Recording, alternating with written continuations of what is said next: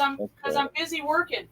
It's all right. We're live. Wayne went to go service a customer. Stella's here with me, and Hey guys.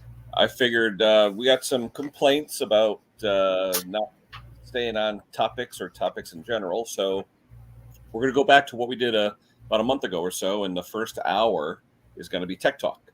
And if someone wants to talk tech, has a question, even if it's in the comments, or if you want to come up on panel, talk about something you did, that's great. But the first hour, that's all we're doing. Once the first hour is up, then we could banter and talk and yada, yada, yada. So this week, in my, like I said, I work full time, but this is my side gig. I had that Echo trimmer. I just did a video on it if you want to check it out, where I would start it up and it would go imp, imp, imp.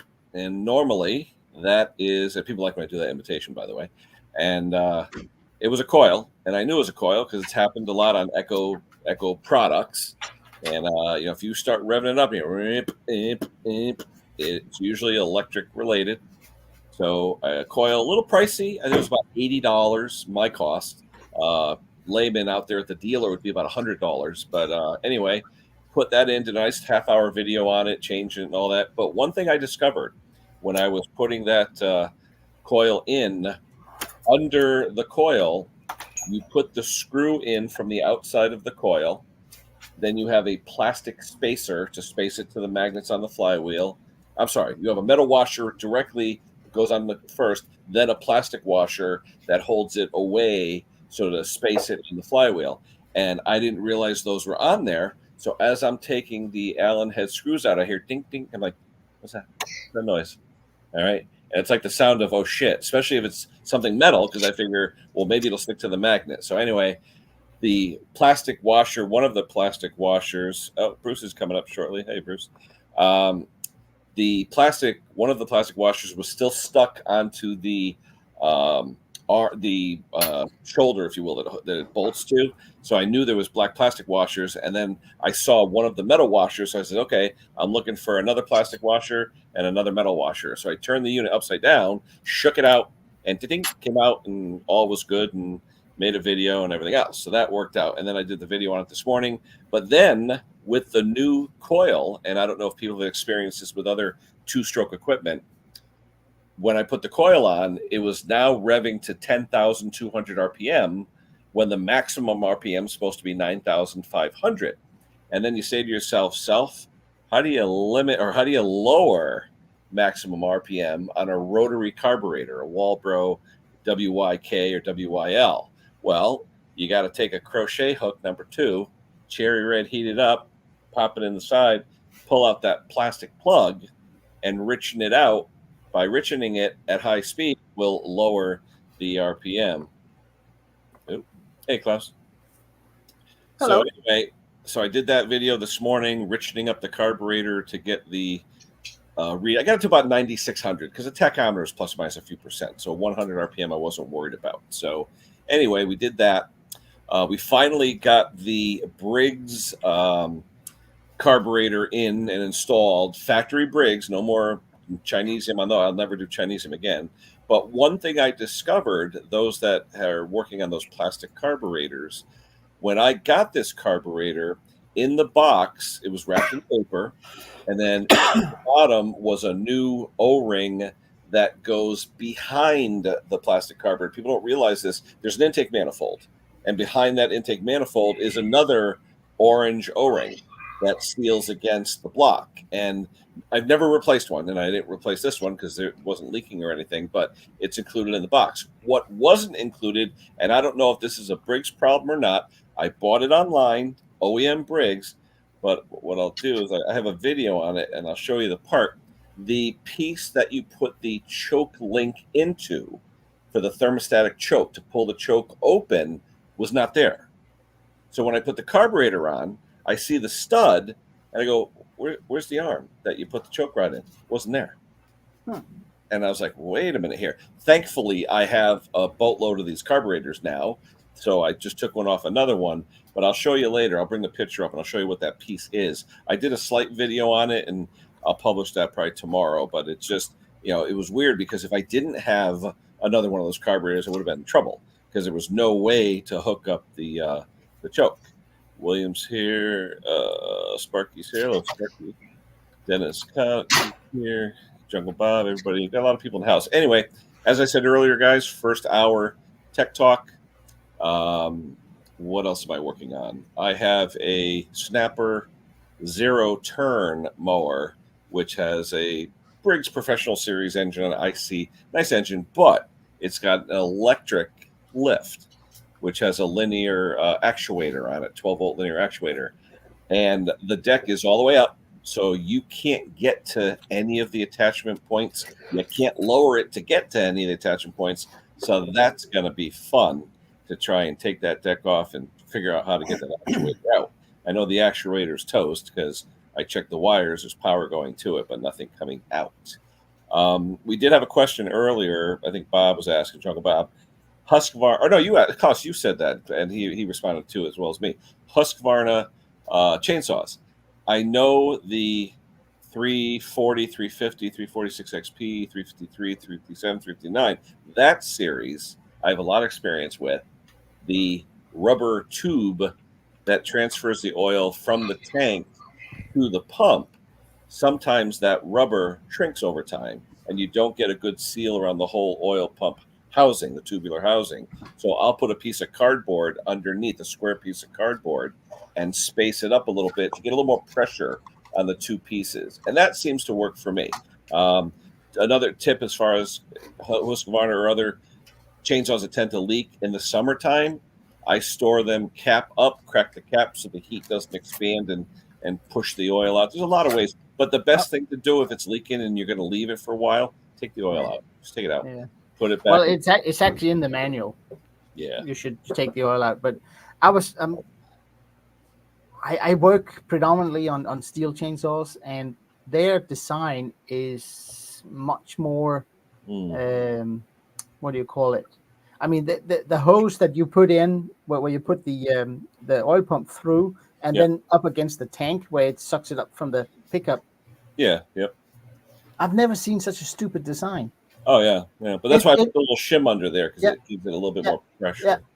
Yeah. And when I look at steel saws, they all have a grommet type with a beveled edge where you push it through a hole. Yeah. And it locks it in. Yeah. And the only time they leak is when the rubber turns hard or well, I know on some Husqvarnas too, where the tube goes like outside of the saw, then back in where there's a hole. A lot of guys recommend a little bit of like crazy glue around there, just where to put it through, just to seal it, because sometimes that'll leak. But I've heard a lot and seen a lot on those. So, all right, we got 29 in the house right now. So welcome everyone who's there. Everyone's saying hello. Lewis and Sparky and everyone. Now, someone made a comment. I'm trying to figure out what it pertains to. Hold me 1 second. William's here. Hello, William. Yeah, that's right, Chris. Yeah, what was Chris asking? Did he ask a question? No, he just said, "Dang engineers, designers." Oh, sorry about it. Oh, there's Lee. Hello, Lee. Check out Lee's channel. Good if you like model railroading. Hey, Brock. Let's see, Brock's here. Oh yeah, sometimes the zinc oil pumps. It's like a zinc material. They will rot over time. This one seemed like aluminum, pot metal / aluminum. Yeah, like pot metal. Yeah. But like I said in the beginning, those that didn't join us in the very beginning, the first hour, we're just talking tech. If you have a tech question, you want something answered, you don't know about something, or just curious about something, let me know. Wayne, what were you wanted to talk about? A few things that you had in the shop this week? Yeah, just a minute. I'm just hooking up. Half my screen's gone. I'm trying to get into the chat here, and I got to sign in on StreamYard for it. Yeah, right. Yeah. So, anyways, hey, Brock. How you doing? We'll pull up my pictures. I was telling everybody, Brock, first hour tech only. I got some complaints last week from people that said, "I don't want to watch a guy talking about this, that, and the other thing," and that. I said, okay, we'll do the first hour. We'll just talk questions, and those that want to leave after that hour, fine. Those that want to hang around and have a beer or whatever, they're welcome too. So beer. Cool. Okay, so you want to see a picture or two? Yes, sir. Yeah, hold on, let me blow you up. Wait a minute. Okay, so now that's a Kohler SV, right? You said? Yeah, that's the SV 540 3232. Now that's the port where the carburetor goes, right? Okay. And on the right-hand side of that, half of that is blocked off with a special gasket. And the reason it's blocked off is the next photo. If I get it right here. Yeah, it's weird when you take off the cover and you look and you go, "What is that?" A lot of people don't know. Yeah, so wait a minute. I'm trying to find that. Robert, I see you in the basement. here I'm it not is. ignoring you. I'm just waiting for Wayne. Okay, so now you see this piece. That's the plastic part that goes up against that port, right? This is what you're, okay? Yep. Now you see that stud, it fits into that pocket. Mhm. Yep. And every Kohler that we've worked on, that gasket has been broken through. And when you're trying to put the carburetor on, the thing's moving. You got to try to hold it and slip that plastic. You know what I'm saying? You got to hold that stud. So what I did, and I thought it was ingenious, I super glued that stud into the plastic and it held perfect. And my assembly was like night and day. Like it was like unbelievable. You got a picture of that? What, super glued in? Yeah. Nah, what do you mean? If I got a picture, it looks like it's in place with super glue around the outside edge and on the face. No, but I mean the super glue trick You're not going to is see anything. You're not going to see anything with that picture. But I put it in place. I put super glue on the inside face, dropped the stud in, held it in place, and then on the back side, where it's flush, I just dribbled super glue, the liquid, not the gel, around there, and I let it sit until the next day in the vise. And when I went out the next morning and I tried to move it, it was solid. Michael here has a question. Then we'll get back to you, Wayne. 3 kV generator starts and runs well. You shut it down when not start again. Normally, when something won't start when it's warm after running, it's usually coil related or electrical related. Normally, that's the thing. If any particular brand or anything on it, Michael? But I mean, you guys want to add anything to that? Yes. Yeah, I mean, I don't know the state of the machine. If it's complete, 100% complete, I would go with Kenny's solution. But I have seen people work on these themselves, and they damage or remove the if there's a gasket that's also a heat shield, and they get that broken, and too much heat enters around the carburetor, and fuel evaporates before it reaches the engine. I've also found too that after it's warm, if the choke doesn't close, or if it takes a long time for the choke to close, it's hard starting. Yeah. You know, sometimes I have some engines, even though they're boiling hot, you still got to choke it to suck a little fuel in to get it to start. So, and also sometimes, depending on the machine, but some of these gaskets you can actually flip them, and then they work the opposite way. They let heat into the carburetor, and it's usually not good. Yeah, it depends. Would that generator have a manual or an automatic choke on it? Yeah, some of the generators do have the lever you pull out, and Yeah, but if they got automatic choke, they usually want to start when they're warm without choke. Yeah. A lot of times the automatic ones have that little vacuum assist, and it pulls it. Not on the automatic choke. Briggs and Stratton Quantums with the air vane on the mowers, though. No, not a fuel pump. If that air vane isn't moving properly because it's seized up, or the spring's gone, or the mice got in there and something's hanging it up, or it's broken off. Yeah, but Michael, what I would do is, I'm saying electrical problem. I would put a spark tester in line, or some type of spark tester, and the minute you try and start it again, see if you're getting full spark. I like that Spark Check R that we bought. A couple of us bought on here. That thing is wonderful because, there you go. Stella's got hers right there. That thing is wonderful. Show off. You hook it up to Stella, you got anything two-stroke? You can put it right there and go like that? Yeah. They don't sell in Canada yet. Yeah. Or over here. Yeah, I'll show you right now because I'm working on trying to pressure and vacuum test this guy, but I'm running into a few other problems. Yep. But the Spark Checker is cool because you don't have to worry about watching it. All you got to do is put it in there. Is that a Ryobi you're battling? No, she's got a pull on and on and on and on and on.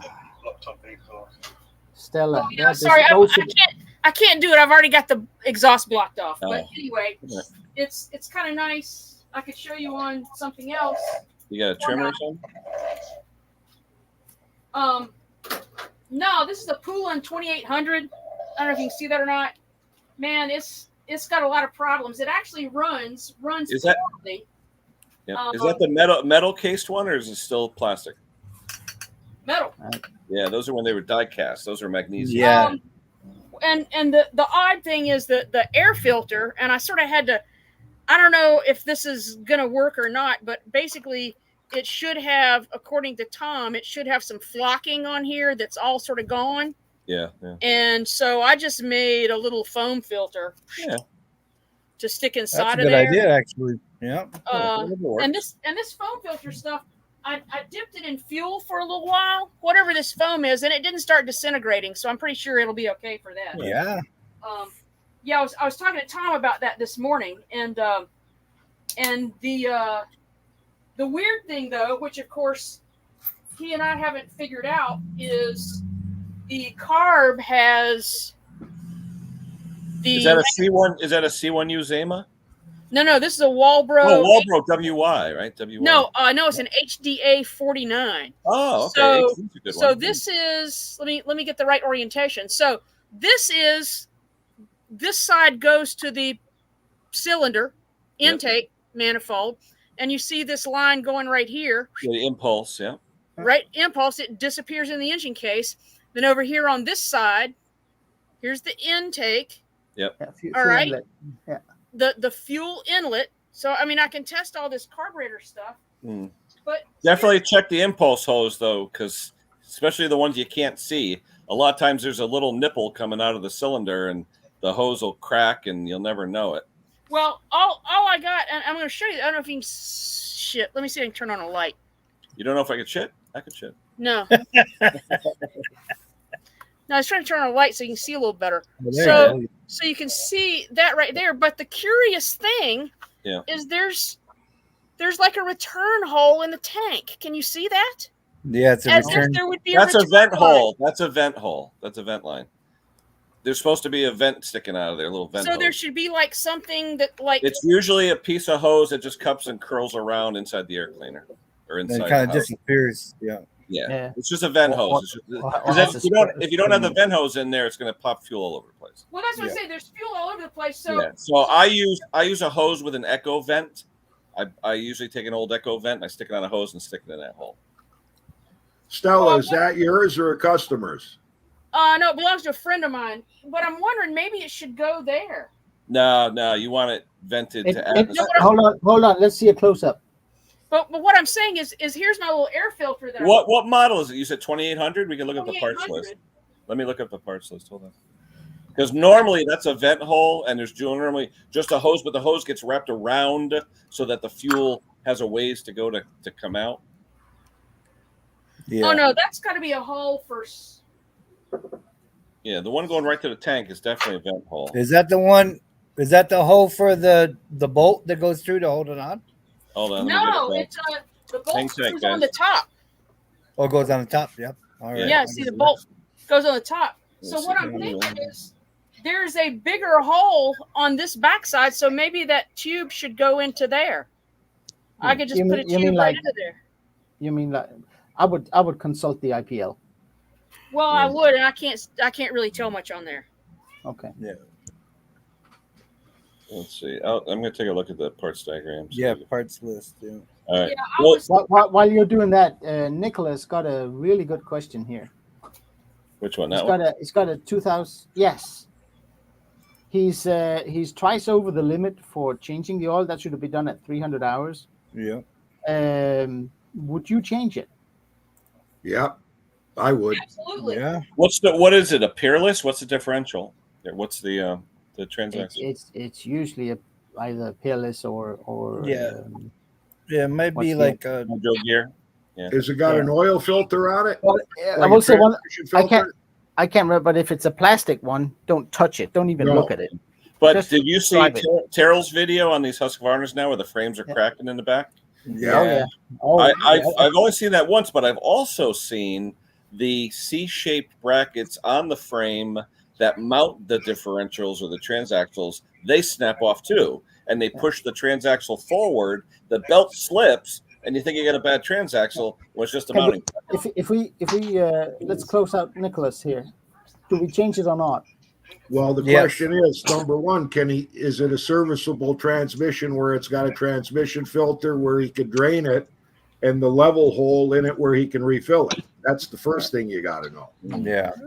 But if it does, I would definitely change it out. Normally, I think they take Yeah, what but the they heck? say no, they don't. They usually don't have plugs. No, The- Yeah. because normally So we you- just so did you- one on a They take the Kubota, and 00? it was 5W20, I Yeah. think. Well, I would look on the tag that's on the transaxle, find out the brand, the model, look up the service manual for it because they're always free, and see if you can service it. Is Yeah. it Yeah. is it forward, neutral, and reverse only? Hydrostatic. you mean. Yeah, hydro. It's hydro. We just had a Kubota come in that the guy totally lost transmission, and the dealership told him that his transmission was not serviceable. Now, this is a company that sells this Kubota, and they told him, nope, not worth it. We got to get you a new transmission. He called up Jake. We went in, we checked. Very low, hardly any oil in it. We changed the filter. We put in, I think, 1.9 liters of the proper transmission fluid for it, and Jake purged the air out of it, and voila, it's running.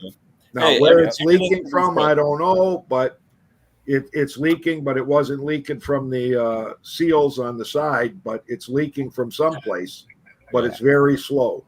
I think so. They can leak on the fill caps and also in the on the shaft where it comes out for the pulley. Yeah, usually. But the funny thing, if Nicholas, I hope that was enough. Otherwise, hop back in. All About Hey, the Hold on, Klaus. I'm going to let you run it for a minute. I'm going to look at that 2800 parts diagram if I can find something.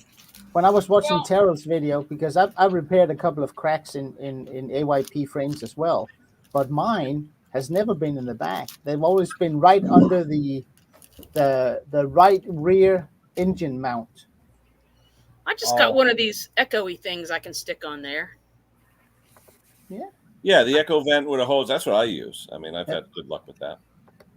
I'm just looking up the parts list now to see if it shows it as an actual vent. Now, Stella, where is that? It's right above the fuel tank, correct? It's in the top of the fuel tank. I don't know if you can see that or not, but you can see I'm going to replace the line because it's pretty nasty. But I can shove that sort of right in there. Yeah, I'm looking up the parts list right now. Now, Jason from Pate says you got to pull the transmission in order to change it and then add drain plugs. Yeah. I'd have to pull up the parts diagram on that machine. It depends on the brand. I can't remember if the Peerless you can do it on, and then you can't do it to the hydro gear or the other way around. I can't. One of them you can drill out and tap and put a drain plug in. Now, we've been seeing a lot of the John Deeres that are bought at the big box stores coming in with the trannies completely shot. And when we talked to the dealership, he said, yep, those last anywhere from 650 to 750 hours and the transmissions are gone in them. Yeah. Or they should last 3,000 hours. Yeah. Yeah, but the ones from the big box stores aren't like the one you got. The one you got is good for, you'll be dead before the transmission goes out. For me? Yeah, yours. You got a quality John Deere, buddy. The LX140. Hey, Stella, I'm going to show you a picture of what's supposed to be in there. Give me a second. Yeah, I had it up on another website on, I think, Jack Small Engines, looking at the parts diagram. Yeah. And it's kind of weird that they don't have the entire thing. They don't have the air filter or any of that sort of stuff on there. Here's what's supposed to be in that hole. You have a duckbill valve. All right. Yeah. You need the duckbill. Interesting. We got the duckbill, a little connector, then a piece of hose, and then a plug. Yeah. And that's how it vents. But it actually Good it Lord, doesn't is run there a that. complete? And the thing is on the top, that top piece 103. If you do what you're going to do, take a piece of hose and an echo vent on top, same difference. Yeah, Yeah, it's that, just that, a vent- with it that lets air setup, in. with that setup, it can only draw in air. It can't let anything out. Yeah, correct. Yep. If the duckbill valve's okay. Yeah, the duckbills normally will hold about 7-8 psi, and then they'll blow That's off. Hey, look who's here! The turkey from Turkey. Hey, Well, I need to. he's speaking find funny that language. duckbill valve. Yeah, I commented on his video saying when I saw all the food there, I said, it looks like that food shortage business I've been reading about doesn't apply to that area. I'm telling you. Yep. Anyway. All right, we got 36 minutes left of tech. Anybody else have anything you want to add tech for today? Okay. You want to see this Yeah, I do. SV590? Well, you're going to tell us what was wrong with it, right? Yeah, well, I'm going to show you. Tell us what the problem was first, so we know what the problem was. Okay. So I just got to pull up the right picture here. So this is the SV. This is the engine we got from Andrew Chan. One of our subscribers gave us this free engine, and he said it runs, but it's got this funny, like plastic sound when you shut it down. So after we tuned it, let's see. Can you see the magnets? Is that the flywheel? Yeah, there's 3 magnets on the flywheel that are loose. Yeah. Oh, Right. yeah. So the noise when we were shutting that down. Now we're going to go to the next picture. You're a techie, Wayne. This is the stator that came out of it. You see where Jake did the repair on it, where it's butt connected. Yeah. Okay. Yeah, Now that's the repair. So what was happening on this SV590 that he gave us, those magnets were rubbing against the wires on the stator, and that was the sound.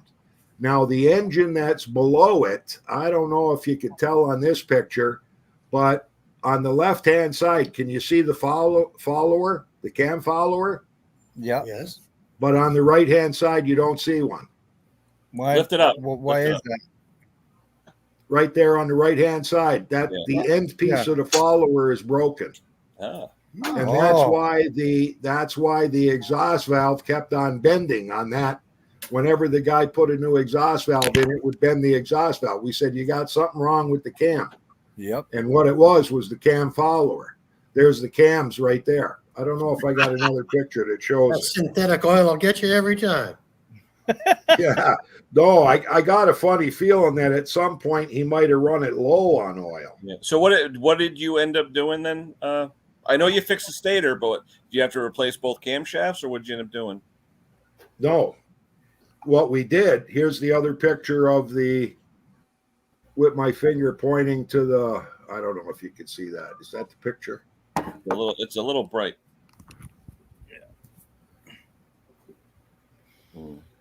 What are you pointing to? The follower? Or Yeah, the follower that's broken. Anyways, what we did is we took the SV 540 off and we put the 590 on. Oh.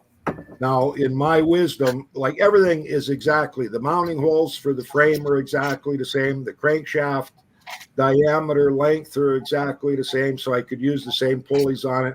Mhm. Everything's a perfect match. So we get this 19 horse on. We find out we've got this little hissing noise. So we pull off the flywheel. We find out that's the problem. So then we take the flywheel off the 18. We took the stator off the 18. We put it on. And then we realize, stupidly, I don't notice this at the beginning when I'm taking the engine off, that the thing doesn't have a fuel pump. And the 18 horse had a fuel pump. So the next step was... So that means you got to use the valve cover with the hose for the fuel pump, right? Or without it? Yeah, but now you got to get someplace to draw the vacuum from, right? Hmm. So you're going from a non-fuel pump to a fuel pump engine? We were.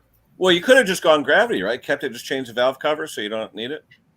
Well, I you don't just know if you could see where my put a hole finger's in your pointing. valve cover. That's the original cover off the 18 horse. Yeah. What's it got a And nipple? there is a hole there with an I think it's an M8 1.25 For a nipple? metric thread with a 90-degree nipple that goes on there that applies the vacuum to the fuel pump.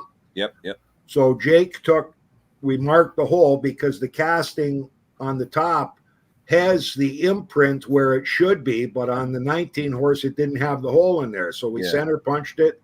I used a vacuum with a really tight nip, like opening on it, sucked out the chips as he was drilling the pilot. Then he drilled the proper hole, 11-30 seconds. Then he tapped the hole with the grease on the tap. Mhm.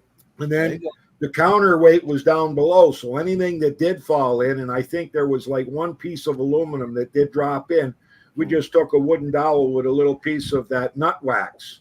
Oh, Yep. yeah. Where's that? Tip Where's grip that? on it, That stuck nut it wax. down in there on it, and picked it right out. There Right, you like go. just went along and dabbed it to make sure there was nothing else. Got all the little tiny particles. I'll put it together, back together, and the thing runs mint.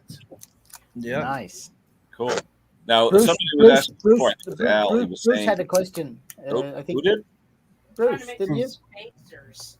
Well, I've got an old 1986 John Deere with a Peerless 5-speed, and it's sealed with that bentonite grease. Yep. And it's like, this thing is now just 32 years old, right? Yeah. And I wanted to drill a hole in the top and the bottom, or even just in the top, so I can add something else in there, because I know that bentonite grease is all just stuck to the outside. Bentonite is just clay, right? That's all. Yep. Yeah.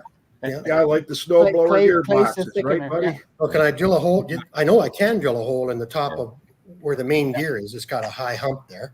Yeah. But I'd be able to. What kind of grease can I put in there, guys? Bentonite only. Now, I'm going to disagree with you. You guys have thought about this before. No, I'll tell you why, Klaus. I'll tell you why. I talked to my dealer who's been in business since 1959, and he stocks the bentonite grease. It's $70 a tube. Yeah. Okay. And I said to him, as long as I put in an NLGI number 2 grease that's rated for the material that's inside the transmission, I've done that before on different transmissions, and it's worked fine. But let me tell you what I've done in a pinch, though. A lot of times people don't want to spend any time or money taking the tranny out and doing it right and all this stuff. I've actually put liquid gear oil into the old trannies with the caked up bentonite and run them around, and it's quieted them, and they're still running. I'm not saying to do it, but you get some people that don't want to spend a dime. How do you get it in? Usually there's either Sealed, some type of hole in there, or you know what I've actually done on one of them, and you'll think it's kind of weird. I've taken an axle seal out and injected it through the hole where the seal. Yeah. Okay. Yeah. You know, The thing is with Benton, That's smart. I like that idea. yeah. But bentonite, like I said, you take it out and it's just clay. It's just molded there, and nothing's touching it. And my STX 38 right now, when I put it in neutral and let off the pedal, you can hear the bevel gears. They ain't no lube in there. You know? The thing is with the bentonite grease, the thickener is clay. Yeah, exactly. That's what bentonite is. If you mix in something that is thickened with, say, either polyurea or lithium or calcium, some of it is calcium, the grease will separate. That means, you may get some grease in there. That's good. But the only thing that's lubricating anything is the grease you put in. It does not mix with the bentonite. And I don't expect it. I don't even want that bentonite to come. Nobody recommends that you mix anything other than bentonite grease in there, even though it's hideously expensive. Yeah, he's charged $70 a tube. Yeah. Okay.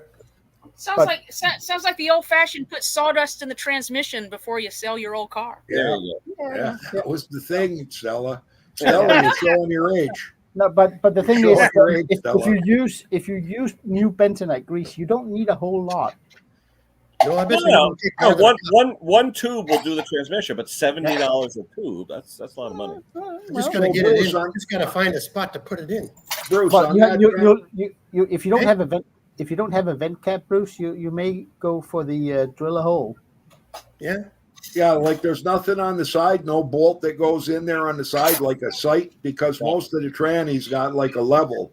Not really on those, But it's funny though. It's a 180. It's sealed up tight.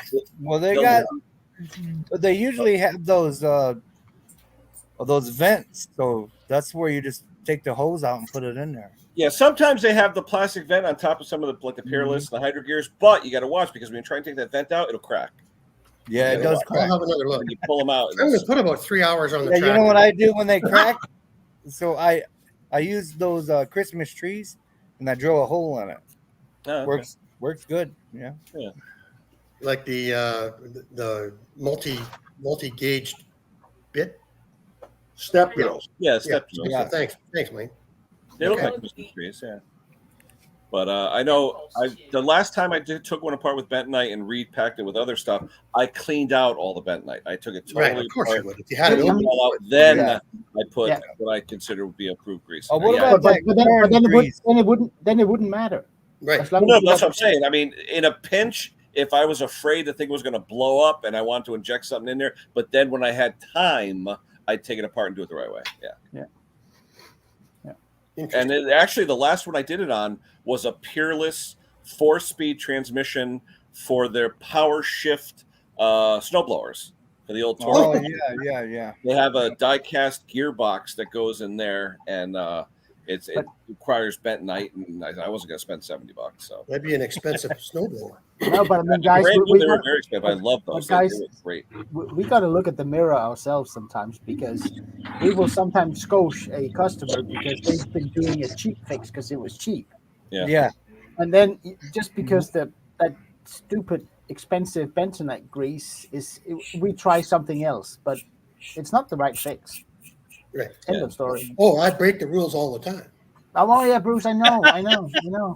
Bruce the rule breaker. Yeah. What are you gonna do with a $60 Yeah. lawnmower, right? Here's a picture of a John Deere that we worked on the other day, yesterday. I would say possibly exhaust. Nice. Oh, Yeah. See the cross arm in the bottom? Yeah. Oh, Wow. And that's a cast iron one. That's what happens when you drink and drive a lawnmower. Yeah. No drinking and driving. Well, that's what I gotta look forward to. That, you're drinking- I can't believe they snapped that off on a steel bird feeder pole. Yeah. you know I what? mean, I Years don't know ago, how you If run you're into a drinking, you bird shouldn't feeder be doing that's it. like 6 feet high, unless you're drinking and driving, right? But If you're that part drinking, the alone, only that, thing you should be doing is drinking. that cross member was, he said, he came and he said, can you change this part? I said, we can do anything. He said, I just bought this. It was $353 wow. Perfect. for the Yes. cross arm. Oh, I thought you meant for the whole tractor. No, for the cross arm. Terrell actually had a video, or he has one. Yeah, there you go. Yeah, but he pulls the tranny out, right? He pulls it out. You could do Yeah. it like you said with grease and everything else. You could do it either way. I'm just saying. No, Yeah. well, See, yeah, it's well, with grease you can't get it out from a drain. it's leaking right there. No. To take it out properly, you got to take it apart. It's got to be an oil, a hydro oil. Yeah. So all I do, I put 3 hours a year on this tractor. Yeah. Like mine, all I do with my STX right now, I bring it to the front yard, backyard, bring the trailer from the street to the backyard. That's all I do. Right. But it goes about maybe a mile a year. So Yeah, that's with mine too. I pull that wooden sidewalk out so I can till the garden. that's all I do. Everybody see Steve's new video that he did when he went to the tech class for Echo. Echo. That's all. Yeah, he's talking about the quality of the machining. Oh, I like the Echo myself. I mean, I have my BG86, but the Echo, for some reason, all my Echoes first pull. It'll start. Yeah, My Steels, you got to do the pull, pop, unchoked, You boom, have to put a 3 piece of pulls. rubber. Right. I commented on his video that all the haters were coming out now. You don't know how many times when I've said Echo's the best, I get all the still people out there just hating on me, saying you don't know what you're talking about. And the first thing I tell them is check the warranties. Check the warranties on the Echoes compared to the stills. And I'll go with you, Wayne. And Echo, like I printed it off here. Like they give you a consumer 5-year warranty. Yeah. And for a dealer, like a commercial, it's a 2-year on handheld equipment, right? Like much? 2 years for commercial and 5 years for consumer. That's still a good warranty on both sides. Yeah, but what really gets me is you go to still, you get a worse warranty, but you can get a better warranty if you're using their oil. So you buy their oil and they give you like an extended warranty, right? Yeah, not dummies. Tom Doby did one. That was the Peerless tranny that I did a while back, where you got to take it apart and put the grease in it. Yeah. But like I said, you take it all apart, though, you don't have to use the bentonite after that. Yeah. Right. So anyways, I've the had- point is, how do they, well, okay, so somebody takes in a still and they've been buying their oil. Yeah. And the first thing the dealer does is they look inside the cylinder and say, looks like you weren't mixing your fuel at the proper ratio, so we can't, the warranty's voided. You know what I mean? But yet you were using their oil. How do they know Yeah, you're not yeah, using? But no, you Well, could be they using have their oil. different Say you have a colors. vacuum leak. You could have Yeah, a they vacuum add a leak. dye to it. They got dye in those.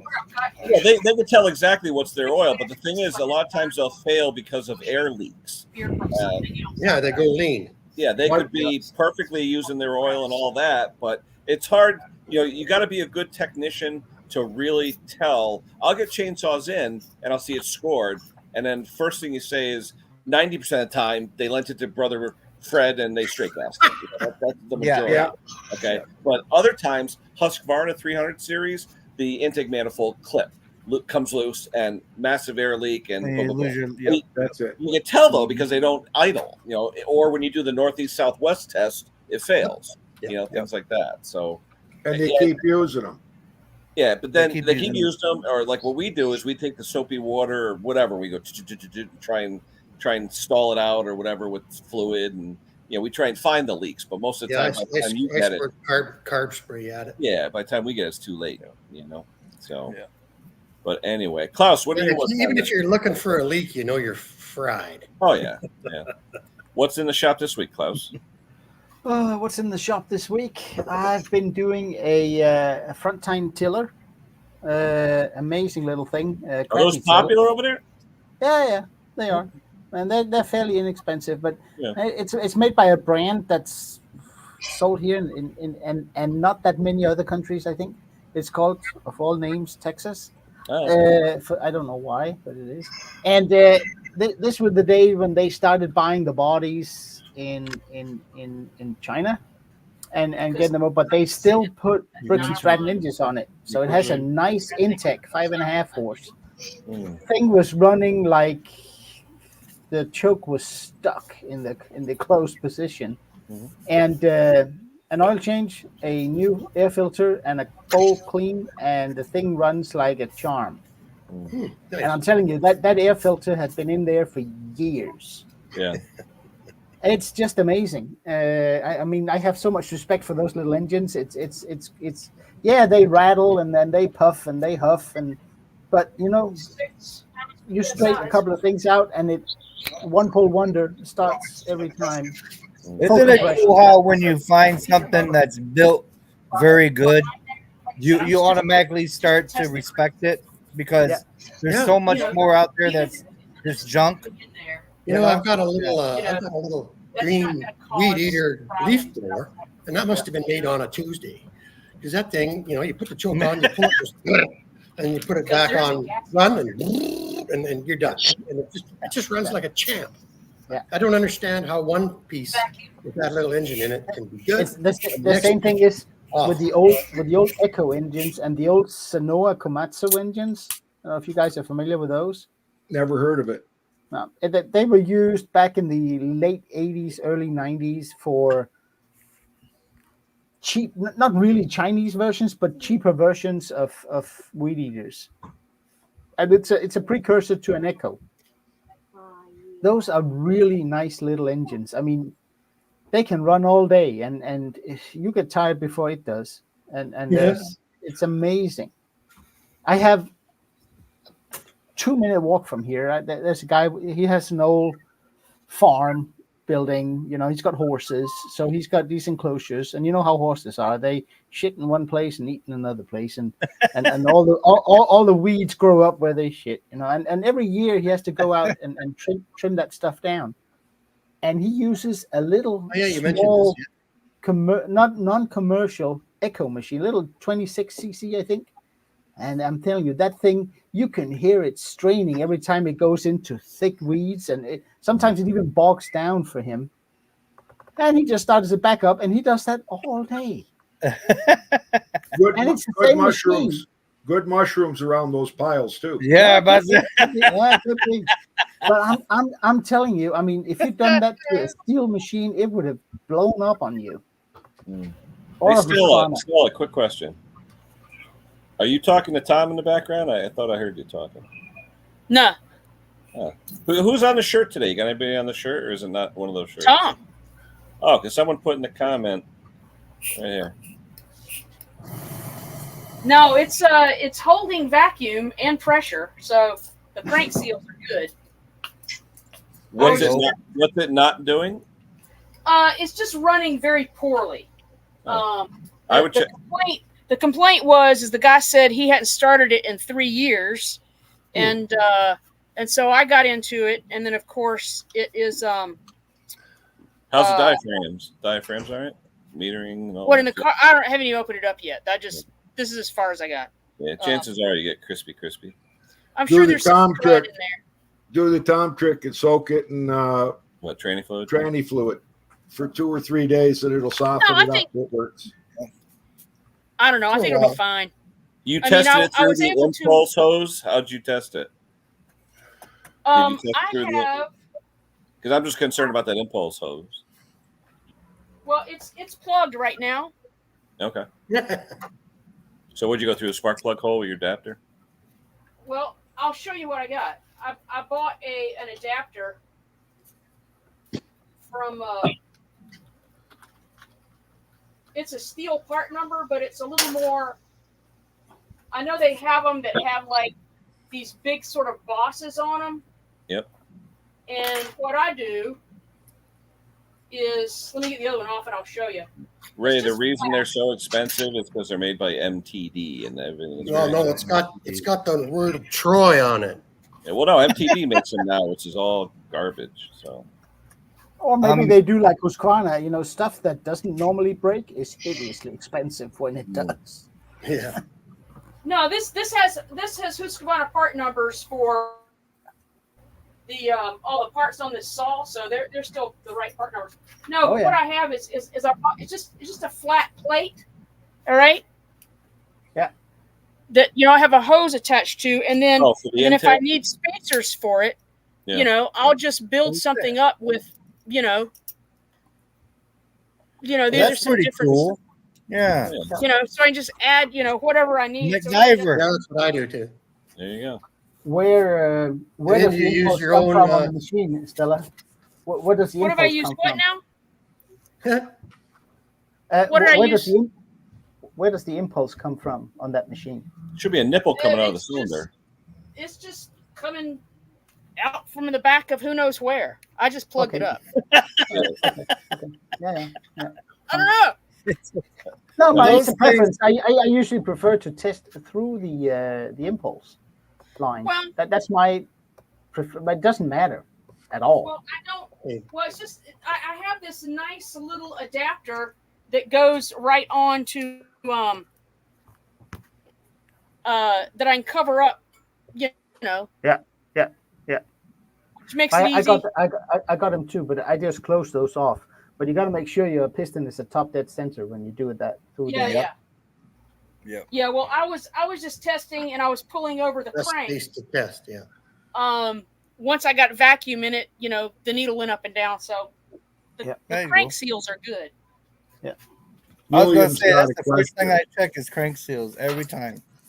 Well, I did On a a few more chainsaw, tests on especially. this. I did compression, spark, and I looked at the spark arrestor, and it's fine. There's nothing wrong with any of that, so it's okay. Are you going to use your homemade spark plug piston stop? No. No, I don't. That's a lot in one word. I don't use that's a long word for That's tool. a long word. No, but the gasket that's on the face is kind of marred up. I think I can probably cut a new one or add a second one there. So I don't know if it was leaking there or not, but it looks to me like it's been holding just fine.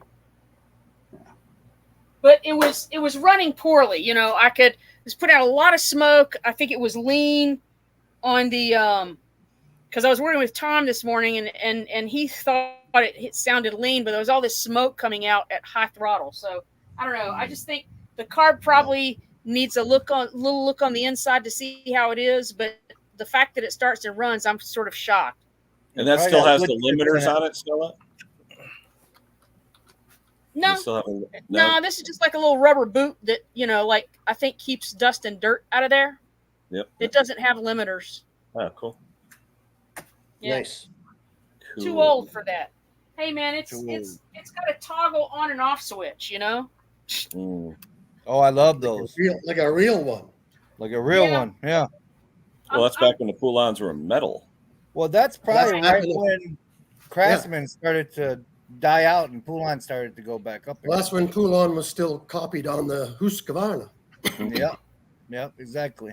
Yep. Now, I've found the prices on MTD parts to be reasonable when you compare them to Honda and John Deere.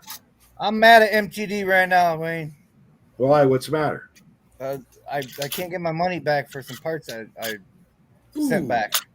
It's been how many Usually days? electrical parts they won't let you. 28 days. 28 days now. Yeah. Yeah, Yeah, see, we've never had a problem with MTD. Yeah, I had sent parts it on back to MTD the back Ohio order. one. 2 years one time, MTD back order. 2 years. I ended Yeah. up making parts. Yeah, I sent it back to the Ohio location. It's $100. You know, it's not too bad, but still, 28 days now. Well, MTD, Well, they're, what still was out, it? they're headquartered in Cleveland, aren't they? Yeah, it's like They used to what be. was it again? I don't know. All I know is the parts that. What was it that you had the problem with? Remember I was doing that transmission? Yeah. They sent me the wrong bevel gears. Oh, and they wouldn't take them back? Well, I had to pay the $10 shipping, Yeah. but they still won't give me my money back. Yeah. Really? Yeah, but you ordered the right part and they sent you Yeah. the wrong part? Yeah. And did you talk direct? Do you have a rep that you can talk to? I talked to somebody in, I don't Customer know. service India. center. So, Yeah, I would crawl yeah. through a mile of broken glass to get that $100 back. I Hey, know. all I know is my dealer here, he will not sell MTD parts anymore. It stopped. He said they don't respond. He They don't. So Don't I sat on hold for over yeah, an Steph hour? sat on hold for over an hour yesterday. They're relying too much on the box store sales. They don't want to Yep. talk to the individual. Yeah, that's right. So I got a case number, everything. I Wow. did the return just fine. I sent the thing back. I put the return, attention, whoever it was on the email and everything. It just nothing. Yeah. So now my transmission's sitting there with no parts in it. But I still got cold beer. Yeah. That's good. That's good. William had a question about his steering on his right-hand side on his Gravely being really tight. So the big question was, is that a steering arm that's got those ball joint swivels on the one end? And Yeah, they got those shock absorbers and all that stuff, and you got to look at they wear out quick, and then Yep. the linkages. They're and then the adjustable spring. though, aren't they? They are adjustable, but the thing is, you got to look at the linkage itself. Is it the arm going into the pump? Pushing the You're pump right. back to the what is it? Oh, what the hell is that called? The swash plate. Going into the arm and all that Swash plate, stuff. You got a lot of stuff on those. Yeah, you get that groove in that plate. You ever take it apart? Nothing the dealer can't fix for $1,000, right? Yeah. Ball peen hammer and a welder. Yeah. Mm. Let's go get it. there you go. Pate gave you the number to call. MTD customer service. Tell them we'll come get it right now. There you go, All right. Bart. Call that guy up and tell him Jason sent you from Yeah, Jason Pate's from Long Performance, Island. and you expect to get your money back, or Jason's going to send you a check. I appreciate that, Patty. Thank you, brother. Because No, we've Yeah. never had any issues with MTD. We found Let them me to take a be picture of really that. helpful. I Even just when found a Jason- lot of their parts were back ordered. That's all. Yes, they're you're going to find that. Well, that's because there's so much volume out there being sold, and I don't know if it's a delivery issue or just parts breaking down that normally break down, and Yeah. too many One orders. thing I found with MTD though, and they take it with a grain of salt, since they make private labels so many different brands, the Yep. Troy Bill is the same as the White, is the same as the Bolins, Yep. is the same as the Cub Cadet. It's Yep. all the same part, but it may be a different part number. So Yeah. I look up similar pieces of equipment to see. Sometimes a gear will be part number 1, 2, 3 here and 4, 5, 6 there, but same part. So sometimes I try that. I have a link into the Danish importer of MTD, and you can call them up and talk to a person that actually knows what they're talking about. Yeah, that's why Jason's not having a problem. He tells them he's the CEO of Eliminated Performance. There you go. Good one, Jason. Yeah. They're good. I'll say, William, they're good and expensive. How's that? Good Did you expense. see? Yeah, I Did got you one. see that Honda $1,000 push mower that I did? Did you No, see that Honda push mower that I did the other day Not Yeah, yet. I think I saw it. not yet. with the bent shaft? What They was hit it, him. drive shaft. Then crankshaft? Yeah. Yeah. Oh Yeah. yeah. Did you And whale so on it? I told the guy, hey, I can't do nothing. He goes, okay, you can have it. So I put my feelers out there, and I found a motor for $100, and I swapped them around. Then I called the guy back up, and I sold him for $200. Good Upside. one. Is Yeah. that are the Yeah, they're HRXs? What do they sell for now? Are they like $1,800? The new ones? Man, They're over. The composite deck on them? It's close. don't yeah. say that It's too close. loud. Wait, let me ask you though: is the HRX all the bells and whistles, the drive, the choke, the You can blade? no, you can get Yeah, you the can blade. get you can get them in different versions. Yeah, Some I'm some have talking- blade clutches. Some Yeah. have right. all kinds of. Some has hydrostatic gearboxes, and Yeah. I've got a regular. It's called a VK, which means it basically has these flappy pad or these paddles. Yeah. And they just engage something that tensions the belt. That's all it Yeah. does. Yeah. But I will Looks say, fancy. I mean, it looks very fancy, but it works. That's the funny thing. It's just one more Um, thing to fail. Well, Well, See, Home I'm Depot- running. The machine is 10 years old now. It's running on the original belt and the original cable for that mechanism. That's because you own it. No, I service it once a year only, that's and good. I do not clean my deck every time. I really do not. No, I My don't. my first personal lawnmower was an HR 214, I think, and I sold that after 30 years of using it. And I bought it for 300. And 30 years later, it was still running. My first one was a 1990 Craftsman Eager 1, 21-inch bagger, no propel, and it was $139 at my local Sears store. Yeah. And I 5 horse had that Tecumseh. thing about 25 years. The paint started flaking off of it, the silver paint. So I ended up giving it to a friend, still using it. Yeah. It's really But 30, I will say one thing though. Beating on Briggs' drum. If you run an old Briggs out of oil and it seizes, Yep. a lot of times you can just whack that piston with something, I and it did comes that loose, to a vertical. And get it going again. and it gets going again. Yeah. That's not the case with a Honda very often. No. Right. A Honda will talk back to you with a broken rod. Now, Oh, has yeah. anybody ever seen one of these new Honda HRXs where the gasket is leaking oil? Which You know, gasket? Which one? the top gasket. Like if you're pulling the top section off, it's on Yeah, an but angle. the ones on an angle though, they don't use gaskets. It's all that. No, they are sorry. No gasket. They use the Honda Bond or Yeah, whatever the it's gray- called. Yeah, on the bottom. Yeah. I just took I've I only just- seen them leak out of the governor shaft, like Yeah. your son. Yeah. I've got a 160 that leaks out of no, the governor's this shaft. one's leaking right at the bottom. When you watch it, you put the oil in it, the right amount of oil.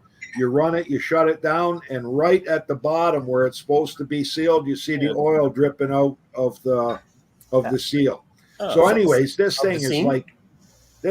like mint, like it's like a brand new Honda. And Yeah. I took it like the guy. I told him the cost of repair, it's not worth it. I don't think it's worth it. It's 5 years old or 4 years old. I don't think it's Break worth that the money. seam He and went and bought go a through new all one. that nonsense, yeah. He said, "What do you give me for it?" I said, "I'll tell you what. I'll give you $200 worth of free work on your equipment, and I'll take this thing. And when I got a chance, I'll tear it apart and reseal it." Yeah. Yeah, Yeah. right down on the bottom left-hand side. That's where it's leaking. Right where that one bolt goes. But they are. I mean, if you can get Yeah. them off the machine, they're not that hard to work on. No. Hey, I want to say one thing before you keep going. It's coming up on the hour. We've spent most of the hour talking about tech stuff, and look at the people that are here, 45, 46. So Yeah. people like watching us talk tech. So I'm going to continue. Like I said, we keep going, but from now on, the first hour On them forever. is going to be tech. No, because a lot of people complained and said, "Hey, I don't mind you talking about your neighbor's gonads and all that, but we're here to talk tech." Yeah. I think what you need to do is have somebody every episode, everyone put their camera up and fix something. Well, speaking of that, I did have someone that wanted to do that today. His name is Robert. And Hey, Robert. Did you ever get that motor, Robert, or whatever? Nope, not yet. Yeah, because Robert, what he's got is he wants to put a Tecumseh. What is it? VLV engine? No, it's the Tecumseh Enduro Enduro. But it's XL. got the VLV carburetor. That's got the here. I'll show you with that plastic bowl on the bottom that we all hate. That black plastic bowl. Now the thing I was telling Robert because he called me. The thing with those carburetors, they've got the black plastic square bowl with a clip that holds it on. Yeah. The only thing that ever goes wrong with those is the O-ring in the bottom. When you take out that big button head screw, you take that out. There's a spring, a little red plunger, and a slight like a 003 O-ring. If that O-ring is disintegrated or not sealed, or if it flips on its side, you won't get fuel into the carb and it won't suck it up. So 90% of the time, as long as you clean it and put a new O-ring in there, they're good. But I found that on every single one of those I ever used.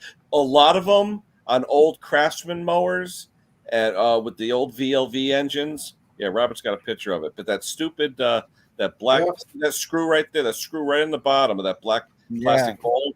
There's no vacuum. It's a spring. That's not the same top on a VLV. That the top of that carburetor is not the same one that you're talking about, Ken. Hold on. It looks more like a heat sink. Yeah. Well, there's two of them. There's two different kinds. There's the one that he's talking about, but it's the same bottom piece. It is. All right. Yes. But yeah, you're talking about the one that is the aluminum extrusion, Bruce. Yeah. That one's a little bit different because it looks almost like a LMT Walbro or something. Yeah, you got to hold your lips just right to get that together. Yep. Bruce's favorite engine, carburetor to work on. I know. Yeah, I'm going to see if I can find a picture of that. So my first lawnmower was a Tecumseh, and I ran it for 28 years and sold it running. Man, on my double lot. Without changing the primer bulb. Jeez, I don't think I did. But you know what? It was shedded every time I wasn't. It had never been outside except when it was running on lawn. Yeah, so it didn't get attacked by UV too much. Nothing. Yeah. But it sure didn't have much compression when I was done. You'd pull it and it goes. See, when you buy the rebuild kit, that's it. Yeah. But you got that spring on the left there. That spring, okay. But the thing is, that screw on the right, when you take that off, it comes out spring, red little piston, then O-ring. And if it's not properly, that's a nice picture. Right? Can I jump in? I wish every parts supplier would do that 1 inch per square. Oh yeah, that's how I figure stuff out like that because you measure it. I take my calipers at work. I'll go onto the screen with my caliper and I'll say 0.295 is to 1 as point blah blah is to this. I do the math. Yeah. Cross multiplication. Because the other thing is, that's why you always wear safety glasses. Because I just sprayed myself in the face with carb spray. Excuse me, brake cleaner. Yeah, that stuff stings when you get it. That brake cleaner on the lip is bad. That's good aftershave right there. When you got a fake lens in your eye from a cataract, that stuff really stings. Well, the fuel pump side of this thing looks great. Yeah. Did you check that little cap that's in there? Is it full of sawdust? No, that's on the other side. I'm checking the other side right now. Screen. Yeah. Now, the other thing is if I have to adjust the valves on this thing, that gasket, this behind the valve cover, I'm like, all I said, I'm going to try the carburetor first, but no, all I said, I want to make sure because they say in the manual that the intake and the exhaust is 4,000. Oh, by the way, thanks everybody for the nice comments. Sorry, I jumped in on you there, Robert. Yeah. Al got a comment here though. I've never heard of premium. What is that? A generic Honda clone engine, Al? It probably is. Yeah. I never heard of a premium craft. The genuine clone. How about you, Klaus? Out there, you ever seen one of those premium craft? Most likely. Anything with premium or super. It's. I know. I'm related to Al, but that is 100% Wuhan. And the best bet, honestly, and this is no fun. Best bet is to go on to like Wish or Temu or something like that, and look it up. because they will have a carburetor for very few money. And there isn't a particular brand of aftermarket, because sometimes, particularly on generators, they will have a little doodad added onto it that you can't get from, and it's just, so if you can find, you can even try and search Premium Craft 6500, but what you probably will find is that it's a generic machine that has a gazillion brand stickers on it all over the world. And you Actually, can probably, I just looked up this generator lady, Generator Guru, and she actually calls out a carburetor for the Premium Craft 6500. Wow. Lawnmower lady.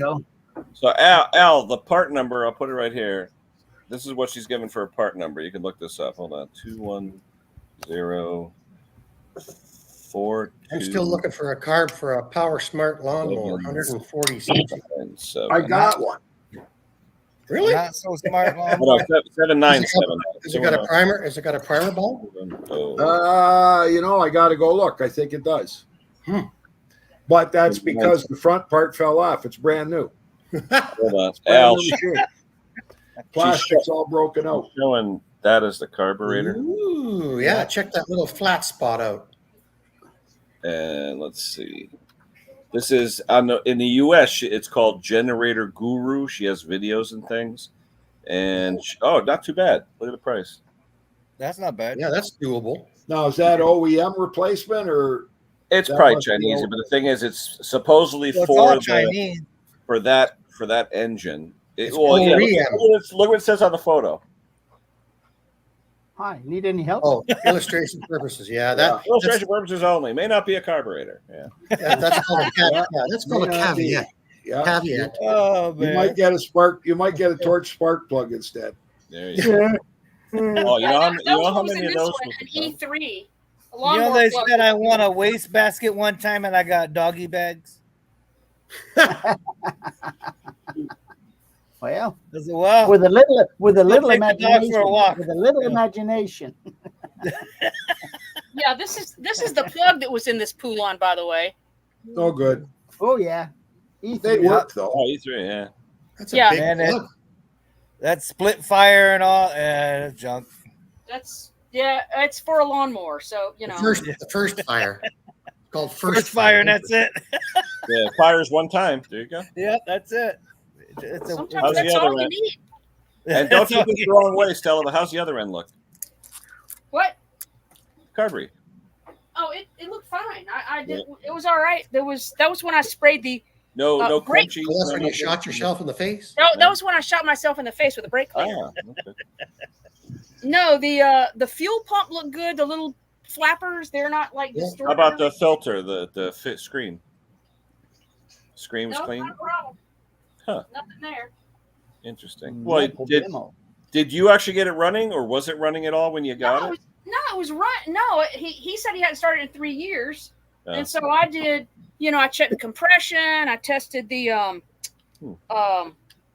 spark I'll tell you one thing on an old pool. and the spark arrestor. You've already exceeded what most of us would have done. Well, I would work longer on an older Poulon than a new one. Yeah, the metal ones I Well, would say. Yeah. The point being is that for me, there's no point in like tearing into all this carburetor and stuff if you have no compression. That's true. Or Correct. scored. Did you check for scored? Yes. Took Yes, off Hey, the- did I guys tell you my wife's got the C word again? That's awful. I'm sorry about that. Yeah, she's back at school for 3 days. Comes home with 102 fever. I'm like, oh, that's nice. Oh man. Yo. Yeah, That's a the vid? schools, the children. It's like a petri dish. Yeah. I know. Yeah. That little 4-year-old great niece of mine that comes over, I just start coming around and she comes over and brings something from the daycare. Yep. I'm telling you, crazy. Germs with sneakers. So You got to take a lot of vitamin D. Anybody out there that hasn't had their blood tested for vitamin D in Canada, you got to pay $45 to have it tested. Really? Get your vitamin D checked, and if you're low, start taking vitamin D according to the doctor's recommendations, and Yeah, it'll you help gotta your use it, immune yeah. system. Well, You not got to just, use an additive. It doesn't come with the oil. but not just drink milk. No. Get outside and go to Mexico in the wintertime, baby. I got a question. When there's a really bad comment on one of your videos or something, do you guys delete them? It depends well- what bad is when you say bad. Oh, that's pretty I- bad. Yeah. I don't know. Jake have, might delete them. I don't know. Yeah. I have, OHD 130. Oh, okay. That's what's going in there, Robert. Yeah. Now the other thing is, Hmm. when I pull the valve cover off, Yeah. I need to know. I'm trying to do it without tearing up the gasket. Yeah, but But, you can even put goop in there. I mean, I've done Yeah. You that. can take a torn gasket and still stuff use and all Honda that. Blonde. I mean, look at Honda. Honda doesn't do gaskets anymore. It's all goop, No, you know. Yeah. I I said, think everybody's doing away with them nowadays. Yeah. yeah. And I keep putting in bricks whenever I see it. I have a whole stack of gaskets. Yeah. I get them Me from too. Used ones or new ones? Amazon by the brick. Yeah.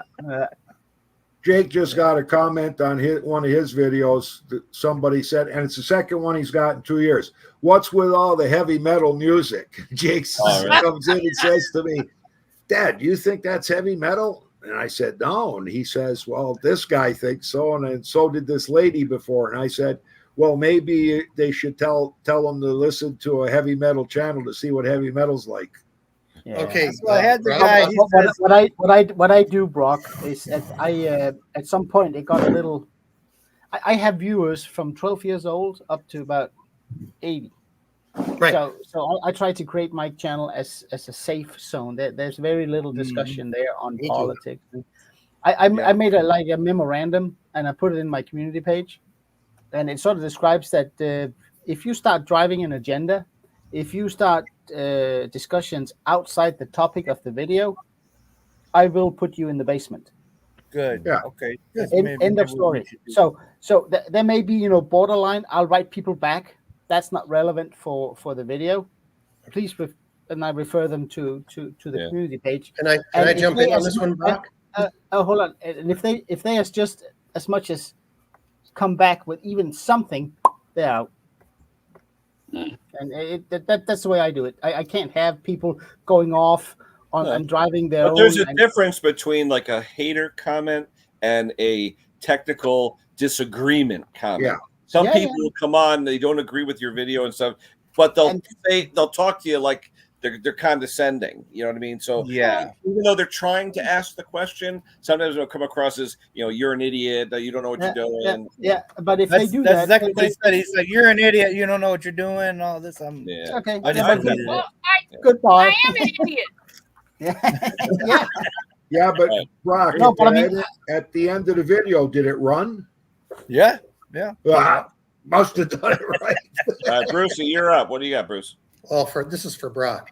So the first thing I do is I go to their channel to see if they've made any videos. Yeah. And they've 3 usually- subscribers. It's, Yeah. it's a crappy comment. They haven't made a video. They don't know what they're doing. They don't know what they're talking about. And then I do a cut and paste from a Word document that I made out, and it says something like this. Hi there. I know that I am not a Steven Spielberg. This is a Bruce Pender production. I went to your channel, and I've seen that you have not made any videos, but you've made a comment on mine.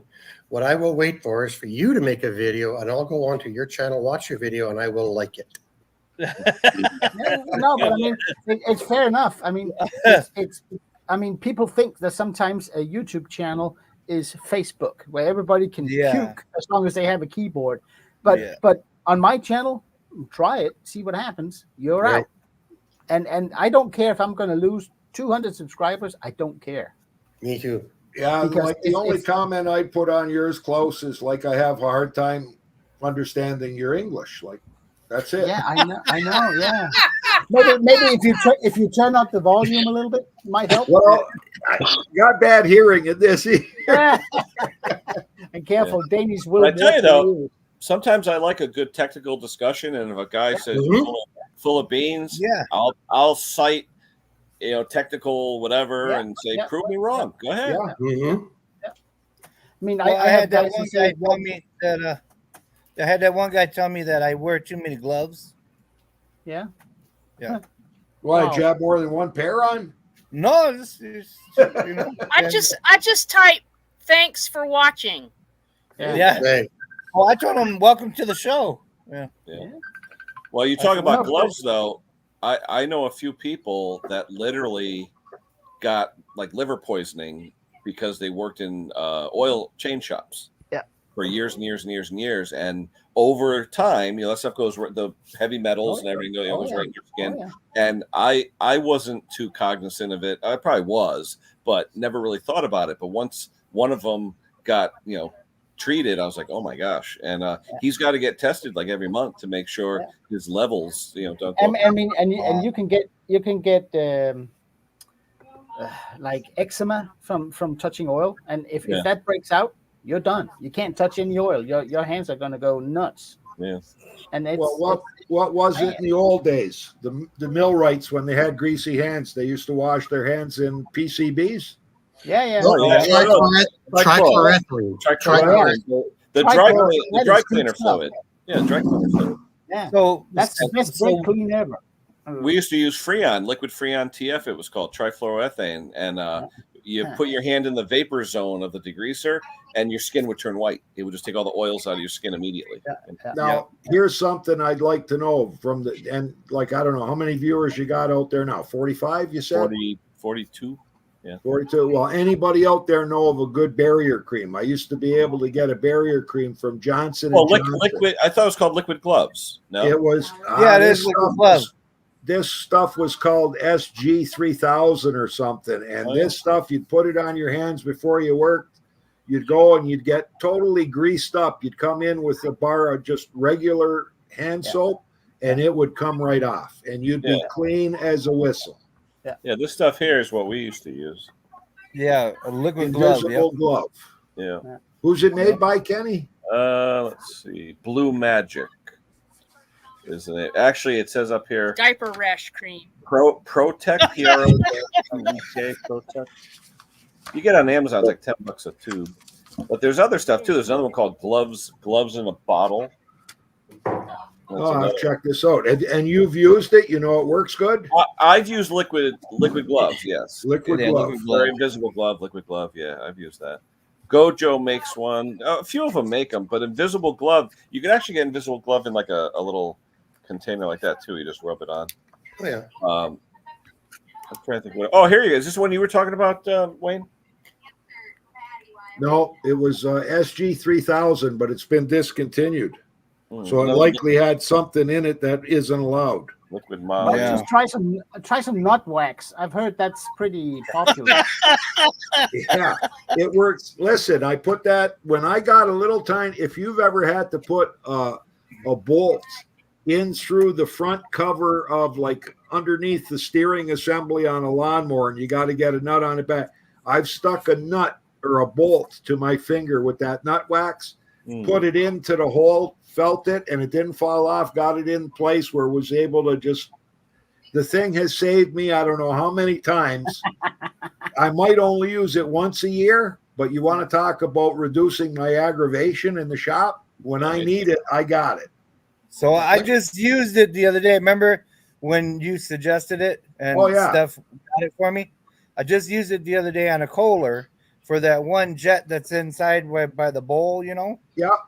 What's that? Yeah. Yep. And that's exactly what you told me to do last time. What's that, Bruce? Because Isn't this one of the most scariest things you've ever seen? I probably brought this home in the 70s. What is that, white lead? Well, I think it's trichloroethylene. Oh, black bottle. Oh, yeah, I'm gonna wash my hands. Look at this. Like, there's no label on the box. Yeah. Right? And you take this out of here, and it's got this ugly looking stuff in here, man. Is it like 111 trichlor? Well, actually, it says it has acetone, something that starts with a T that I don't know what it is. It's pretty. Because being an electrician, you guys had to do that, right? Likely banned substance, Bruce. Oh, man, I'm going to go wash my hands after touching that. Yeah. What do you guys use for? We used to have to use that because. What do you guys use for? Oh, sorry, bro. Well, that's okay. Go ahead. We would stencil stuff with lettering, and then we put 3 coats of varnish on it to let it dry. We were actually inspected on this kind of stuff. And then if we had to take the lettering off, we would use this. Oh. Sorry, Brock. Yeah. You were saying? So I assembled diesel radiators for like 19 years until I was supervision afterwards. And that's what we used to do. We used to put on that liquid glove because all of the lead that we're dealing with all day long. Here you go, Wayne. So I would solder on That's tanks for diesel, Oh, diesel truck radiators. Down the line. It was a family business that we owned. Well, yeah, but back with radiators, though, you're using flux, right? A lot of flux and stuff. A lot of flux. Yeah, flux is acid. I mean, that's Flux and acid and lead. I've got to ask a question to everybody. What do you use for hand cleaner? I use Gojo. I use the Gojo pumice and orange. I use the Blue Dawn. Yeah, Blue Dawn. Or Fast Orange. Yeah. Fast orange. Sometimes I use that. Yeah. That is good stuff. I like it with the pumice though, because you can feel it. Yeah. Getting rid of the dirt in the skin. Yeah. Yep. Yeah. Because I can't go to dinner with stuff with dirty hands anymore. No. One time, that was it. I think it was probably about 15 years ago. That was something at our place at work. You go to a meeting like with the VPs and stuff, you better have clean nails. Yeah. And I mean that Fast Orange, it'll do it. A good brush. We have on that stuff. one supervisor who always looks like he does brake jobs all weekend. He comes in on Monday morning, and you can see all the black underneath his nails. We're like, but to clean them properly though, you got to cut them then clean them. Yep. Because it'll just scrap everything. Yeah. So I got this little bitty brush. Use this dishwashing detergent, Blue Dawn, same stuff you might check for a leak on a tube. Yeah. And I look at that. I mean, that's pretty good. Yeah. I mean, and if you got really bad, you pour in some coffee grinds. Hey, Bruce, Madge would be proud. Yeah. Can you put your hands in an ultrasonic cleaner to clean your fingernails without damaging any organs? We used to. It's funny. I tried that. With Dawn dishwashing detergent, you can. I tried that actually one time. I was like, oh man, and I just kind of went like that, and it was funny because it was like from here down was so clean, and then you don't want to do that. Those I don't think it's good for your body, right? No, I don't think so either. I'm thinking of good vibration. Good vibration. We miss you, Stella. We miss you. Stella, you gonna get that thing running while we're here or no?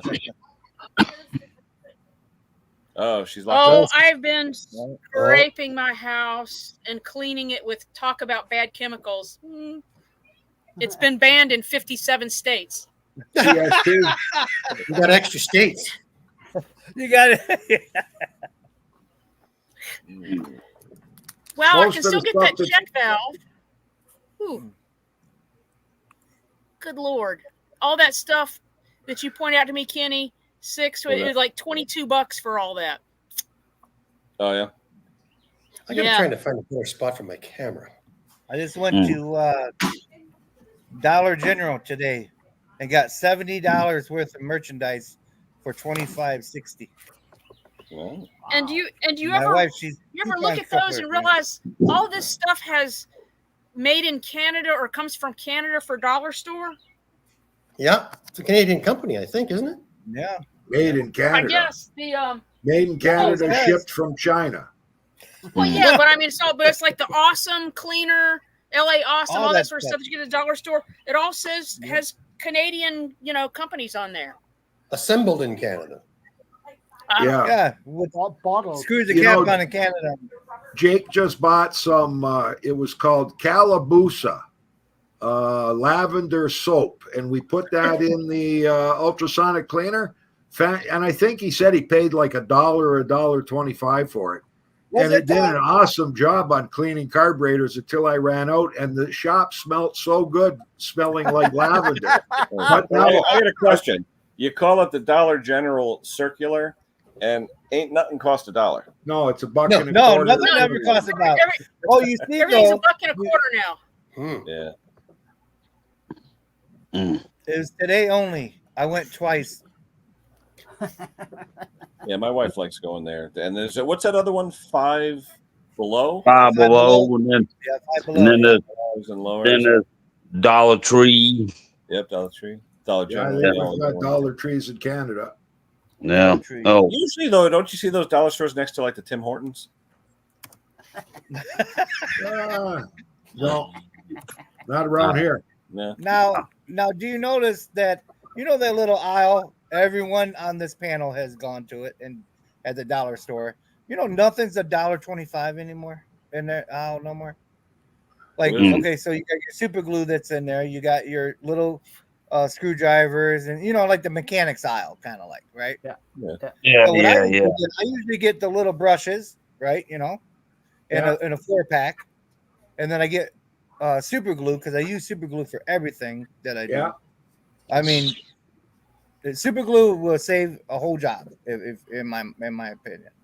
But now it's like $3 now for that 4-pack of brushes. Okay. The super glue is now $2.70 or whatever. Yeah, super glue is not cheap. No. Sometimes though you get a tractor.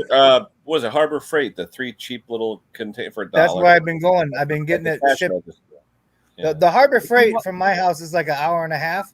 So I go online now and I just click everything and then they ship it. Yeah. See, I'm fortunate. Everything is 5-10 minutes from me. Anything Yeah. See, If you want to try a super glue that is beyond awesome, Loctite 402. Yes, Dollarama. You need a primer with it though, or no? Nope. No primer. Well, you can, but it's a little expensive. No activator either. No, you can if you want to, but it's not necessary. Is it a black? Is it a Loctite like a Black Max type? I don't know what that is. Well, their instant adhesives used to be called Black Max. No, Don't know it's that just either. called Instant Adhesive Loctite 402. They have a 401, which is a lot cheaper, which is also a good glue. But that 402, oh man, it sticks on everything. I mean, everything. yeah. Even this, That Loctite yeah, glue, it sticks on everything.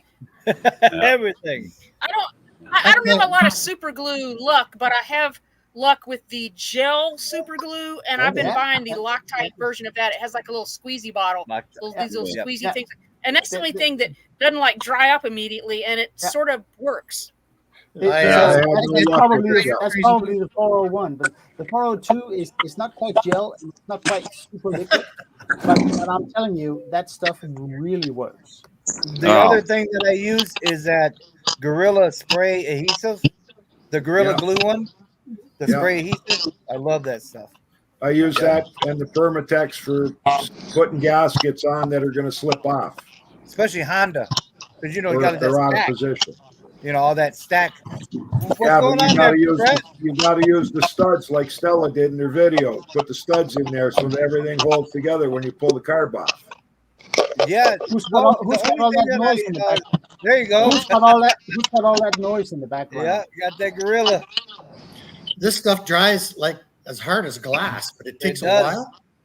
And I like it to put labels back on the hoods of mowers after I blasted it off with the pressure washer. Yes.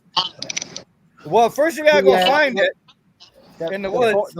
That's right. The 402, the difference between the 402 and the 401 from Loctite is the 402, it doesn't become glass-like completely. It still has a little bit of flex in it. So this is nice because I did a retread on some drive tires on a propelled lawnmower. You know me, take the tread off another old tire, put it on a new one. And you could inject this stuff with this nozzle, and I just pushed it in because I had a small crack, and it just dried beautifully. Like it was good. Gorilla. Yeah, for a Gorilla. I don't think we can get Gorilla over here.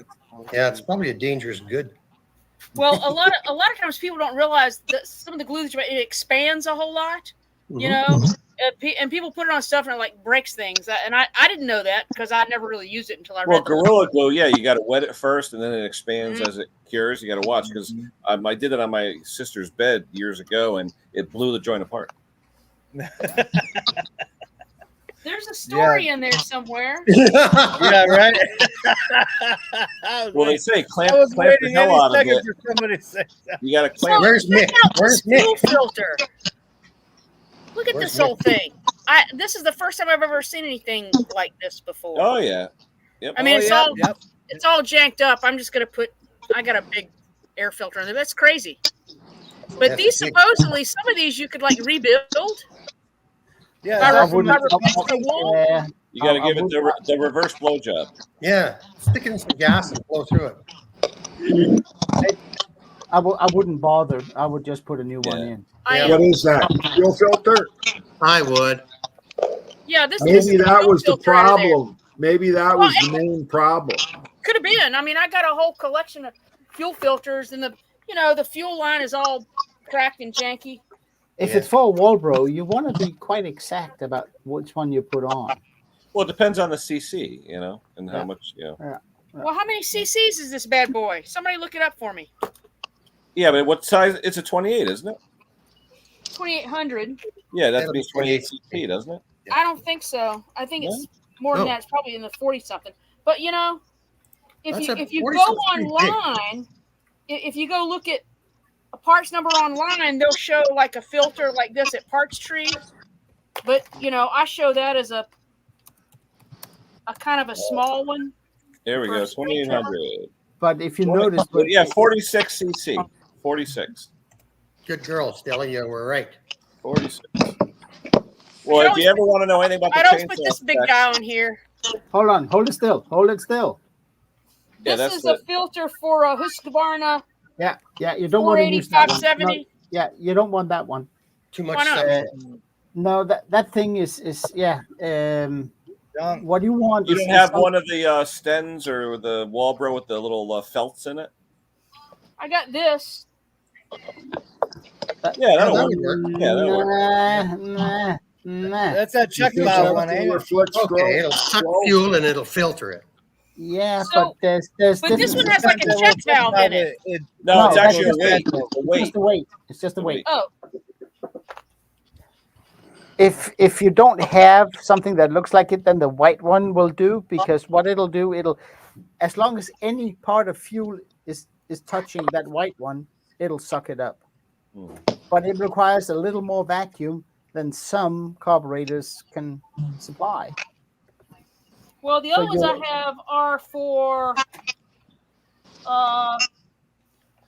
hey, this replaces a Walbro 125/28. There you go. Then try it. You think that's the one I should put on there? Yeah, there's those come in two different flavors, with a white plastic bottom and a black plastic bottom. Yes, I have the white ones, and then also have the ones with the black bottoms on them. That's where the CC. And I never really understood what the difference was, but yeah, it's a CC. It's a mesh inside the screen. If you took the clip off and you took it, you'll see the mesh inside. A different mesh on the other one. Oh, okay. Well, here we go. I got something here for you. Yeah, Patty, that's a bad thing, man. Abort the mission, buddy. Kenny, let's see Bruce. There you go. There's a few. Yep. Yeah, I just throw them away, but when I buy them, I'll buy them like. Yeah, those are the cheap ones that came with the poulons right there. That's right. Yeah, it'll right. fit. Yeah, those are like ceramic or whatever. I don't use these. Yeah, but that's what she has. That's what Stella's got. She has. Yeah. Well, no, the one I have is kind of weird. I've never seen this one before. I like these. Yeah, that's the white bottom. Yeah. Yeah, the white. Brucey, take that one apart. Take the clip off. Show them the screen inside. Sure. Yeah. Well, this one, if you put me back, Kenny, this one has like a solid metal bottom on it. Yeah. Yeah. That's because that's molded like that. But the one Brucey's got, like with the felt. Oh no! And you can actually replace that wool on some of them. Yeah, but there's a screen inside, and that's what really gives you a lot of the filtering and stuff. But yeah, I've never seen this fuel filter before. Yeah, there you go. There's the mesh screen, and the one with the black bottom has a different mesh. Gotcha. They're rated different mesh for different CC. Yeah. Thanks, Bruce. Hey, that was fun. Got a quick question. Uh-oh. Craftsman WS4200. Which is what? Trimmer. Oh, no. I wouldn't know. New style trimmer. Got a really weird primer system on it. How it works, I don't know. You got your two lines that go to the tank. One's a return line from the primer. The other's your fuel supply. Yeah. But there's a third connection. Yeah. That goes from the back. That goes from that check valve plate where the primer is, to the throat of the carburetor. There's no choke on this thing. How does It's that a work? vent, ain't it? Yeah, And an that's event? likely an event. Yeah. Then how's that thing work? I thought that thing primed. It just It'll vents. No, it's a purge. It's not a prime. It's a purge. Well, this has no choke. This is the Yeah, only but way to get this. can you see it squirting in the carb throat when you pump it? I didn't know because we just got this trimmer. Somebody used it one time, then they grabbed the wrong bottle and put straight 30 weight oil in the tank and primed it through and couldn't get it all out of there. So I'm replacing the carburetor. What's the model? What is it? W what? WS4200. I don't think it's a Poland-made trimmer. I think it's. Yeah, but Well, look was at the it model. already taken apart? Look at the actual model number. I don't on have the tab. trimmer in front of me to do that. But you should have been able to flush that oil out by priming fuel through it. Not as thick as this straight fuel. was. Hey, Brett, does the carb look like this? I can't tell that picture. Oh. Is it the one where He's the using pipe? his phone, eh? Yeah, it's got that But circle it has on a top. separate primer bulb or on the carb? On the carb. Move that closer so I can see it. It kind of clicks in there. Okay, I see the two fittings on that side, and And I one see on the that other. third one. That's the one where the little hose goes. It comes off of that and goes into the throat of the carburetor. Right Yeah. back. Yep. It doesn't have another angle with that carburetor, is there? Let me see. Hold on. Yeah, they got the one side looks like that. No. That's the one side, and then the other side. Bring that part back that you just showed me there again. Then you got another side looks like He's that. holding the phone right to his face. No, No. flip that over the first way you had it, where you showed me the. Yeah, that's good. That fitting on the right goes the back right to should the be throat. The The single fitting by left one should. The left one's the fuel inlet. The left top one should be the fuel outlet, and the one on the right should be probably a purge back to another one back to the tank. I'm gonna look it up and see if they have an actual number on it. Hold on. I have a number. It was 751 16046 -4. Yeah, that's what I'm looking up. No, but I'm wondering if I'm trying to find the actual manufacturer's number. I think it's some kind of a Walbro. But Yeah. I think with that 751, once I saw that, I think that might have been an MTD. It is Sounds MTD. like Yeah. it. Yeah, anything 751, 951, that's MTD. You guys blow me away with all that stuff. I Yeah. can't tell you. 946, gotta go. 751, 746, MTD. Yeah. Made But it's to funny because MTD. it's on the carburetor. It says Thailand, Yeah. Thailand.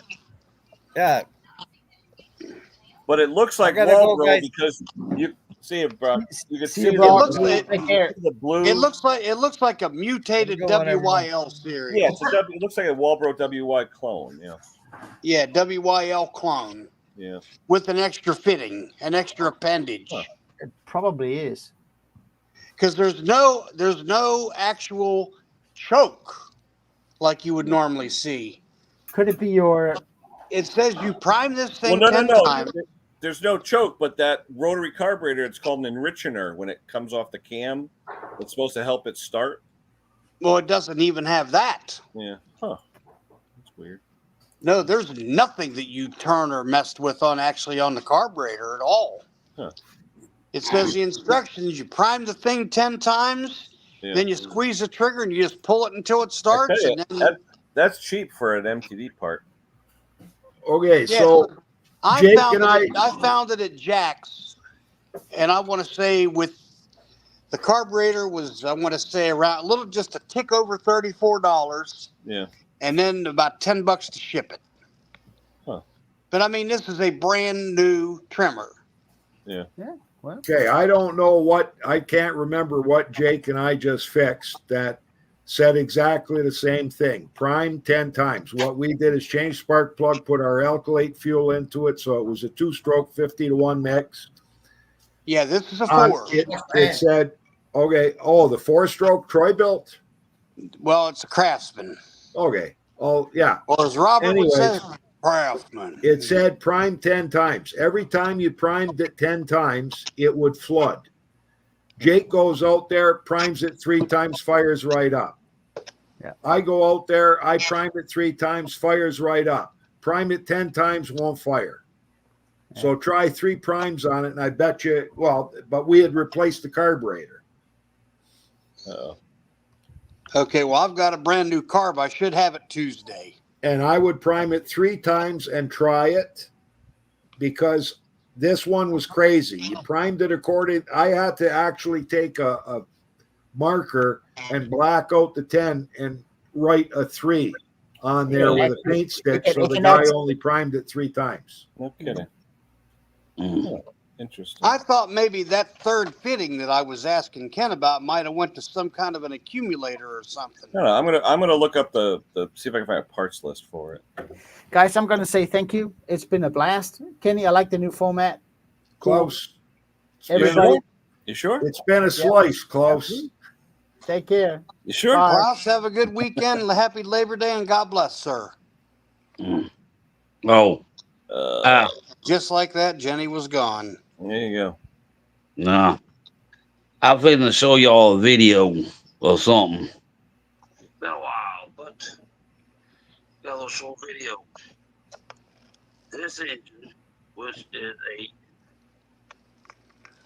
Euro XLC 13 force of valve comes the engine. That's the yeah, but that's the engine you got. Yeah, that's it. And you're putting that in a tractor. Oh, it's rear engine. Oh, that's Yeah, what it's yeah. for. That's a Yeah, snapper. see, that's the girl she went on. That's the snapper I'm waiting on. I didn't know the snappers had to come. I've Well- seen them on a very few, Ken, but they were Usually rare. just rigs. Yeah. Maybe they were assembled up here. Nah, I had a snapper that had the comes the engine on it back in the day, back in the 80s. And I didn't like it, so I had a Briggs put on it. Yeah, buddy. There you go. Yeah. I miss that girl. I want her back because I paid a good bit of money to have that engine put on it. You can never go wrong with a Briggs on those. Yeah, now back in the day. Is that the one, Robert? They didn't give you the key? Nah. But that frame that it was on, that was that kind you caught the devil trying to adjust the belt tension for the blade. And I didn't like it. So We Jenny, did a here's- major clean out in the shop this week. yeah. Went back in the boneyard part of the shop and got rid of stuff that I literally hadn't used for 15 years and never will.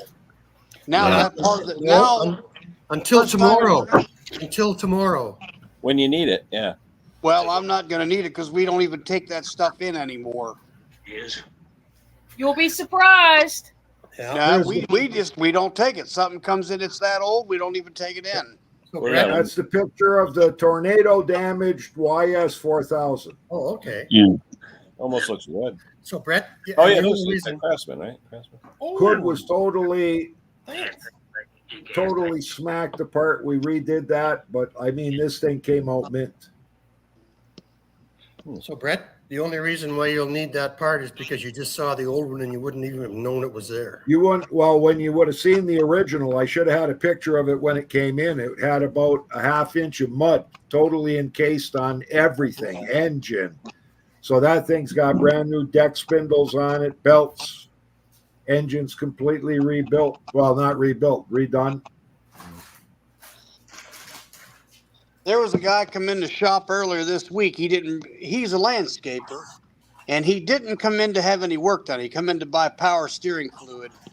Went out and looked what he had on his trailer. He had one of those Cub Cadet Pro Z700 zero turns on there. $12,000 lawnmower, but for the one adjustment he was talking about, them bolts thread into a plastic bushing, and he's had to take it in 2 or 3 times now under warranty because that failed. No grease fittings on the thing whatsoever. If you ask me, that's poor design. Yeah. Yeah. Well, that's how they cut down costs. Yep. If I'm paying $12,000 for a commercial zero turn, I mean, well, that's maybe just me, but then again, I'm old school. We all are. Yep. It's just like what Jim Daxton made a video of how to put a grease fitting on the gear shifter on Snapper rear and riders because they cut that out. I'm like, I did, however, like the power plant on that Pro Z, 31 horse Kawasaki V-twin. Ooh. yep. And then the Pro Z 900 series has got a 35 horse. This guy had a 60-inch deck diesel engine. Yeah. Almost cut it in half. It would be, Bruce. Yep. Yeah, because the original VW Beetle engine only developed 36 horsepower. Well, I had one. Mm. This 22 is 20 horsepower for this thing. All right. I got to get a drink of water. I'll be back in a minute. I got to ask you guys a question. I just ordered this 4 of them. They're Briggs plugs on the Briggs website. They were only a couple bucks, and they say that they're the same as the RJ19LM. Looks like it. Yeah. Yeah, but They you are. see They're it. just actually they are J19LMs, Right. just with Briggs' name on it. Yeah. It's just That's private right. label. But Yeah. it's a third of the price of anything else online. Where'd you get it? From Briggs' Amazon. I just typed in Briggs OEM plug in Amazon, and this came up. So what'd you pay for it? I don't think I paid $2.50 for them. Oh, No, that's you the can deal. you can find deals like that every now and then. You just got to search Yeah. for them. They're I sometimes should have out ordered there. 100. Yeah, we sold them. They used to be 99 cents at Walmart until Walmart went to Auto Light. Yeah. Yeah. Yeah. Because an Nah. RJ19LM at This will last Canadian us quite Tire a is while. $5.50 plus tax. Shoot, I think we charge There you 3 go. or 4 bucks for a plug down there. I don't know the price. I just come up and tell the boss for whatever I'm working on. I was like, boss, I need a da da da da da da da da da da. I'll get it. NGK, we charge $8. Right. I've been using a lot more NGK, especially Me in the too. 2-stroke Hondas. and Hondas. Oh, yeah. And speaking of spark plugs, what brand of spark plug do I need to use in this Enduro? I said till this guy brings it back, I'm like, I don't know what to do. Pull up the model number. I'm in and the look shop at- pack, Bruce. Yeah. Pardon me? Yeah, you really get a break then. Yeah, I just don't do enough engines for that. Yeah, but buy once, cry once. These will last. True. But I mean, I buy a pack of 48 of these like every 2 or 3 years. It's Yeah. cheaper Yeah. than anything else.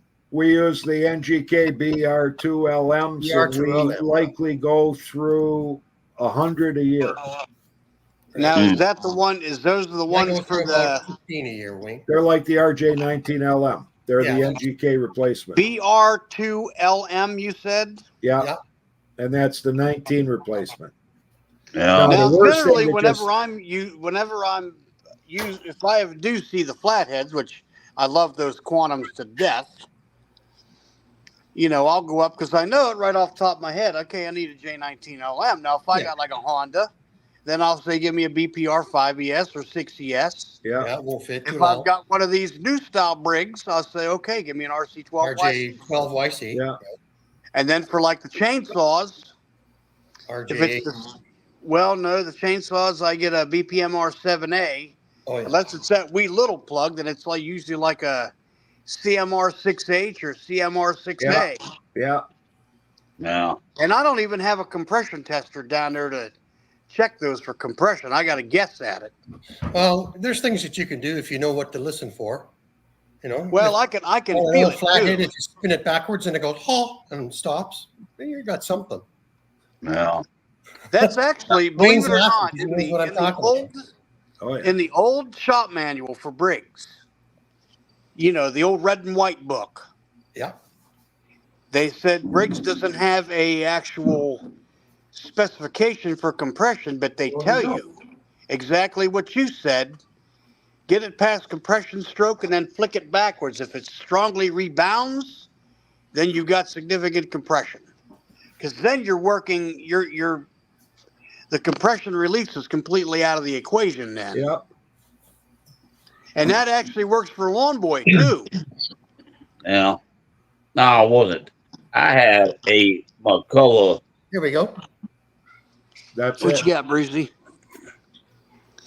I think he's talking, Bruce. I think he's talking about the great big red binder ones, right? Oh. No, it was a paperback. Oh, okay.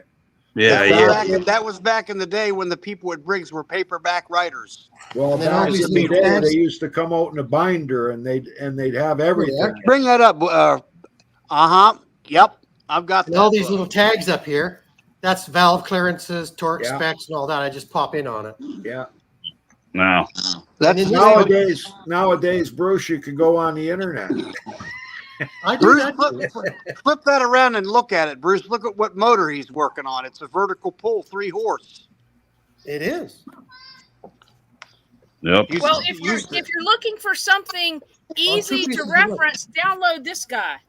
That is. I've got that on my. I've got that on my. What you got, Stella? That's a Briggs and Stratton check Briggs and chart. Stratton check chart.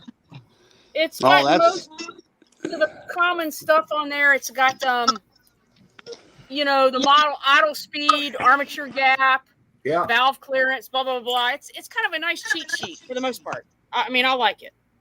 Yeah. Now Just Google Briggs and Stratton check chart. Yeah. You'll find it. And all you got to do is find your model number off that engine, Robert. Yep. And if you got a printer, just print it off. Yeah, because this is I've got the other manuals. I just got to get them, but this is the manual for overhead valve Briggs and Stratton engine. Bring him up there so I can see if I've got that same one. Hang on. I'm kind of one-handed here. Hang on, guys. Hang on. I'm coming. I'm trying to fix stuff and work at the same time. Yeah, that's the newer version of the same thing. Yeah, I've got that one. I've got one. That's for the overhead valve, though. Right. I've got the one down there that I know it says Intech on it. Now this is my Tecumseh overhead valve repair manual. That's the Bible. Everybody's got that one. 3 to 11, right? Yeah. On the cover. And then I made my own cheat sheet for spark plug specs and stuff. Nice shoes. Just printed it out. No, but better than my shoes. but I found this on eBay. Somebody had mistreated it a little bit. What they drywall? I don't know. Yeah, probably the dog got it. Nah, the page apparently got wet and he ripped some of the cardboard off. William, you go to Stella's channel, the lawnmower lady. She'll show you how to clean a Honda carburetor. Who's spraying whipped cream to over? hold the carburetor in place instead of everything falling apart. Actually, when I started doing it the way she does it, and I know the first stream that I ever came on here, Stella was on. I thanked her personally for the idea of the studs. Right. Yeah, that's why you got to keep spare parts. When you tear down engines, keep the long studs. No. I went on Amazon. They had 2 of the studs for like $4. So yeah, I think Stella just used threaded rod. She used it was what's that? Threaded rod, right? Brucey. Yeah, yeah, but she was talking about too. She was talking about getting yourself a set of longer ones.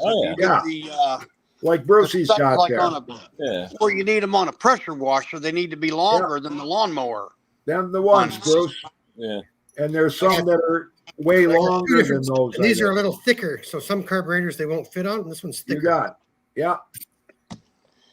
I forget what the actual size it was, but what was it, M5s?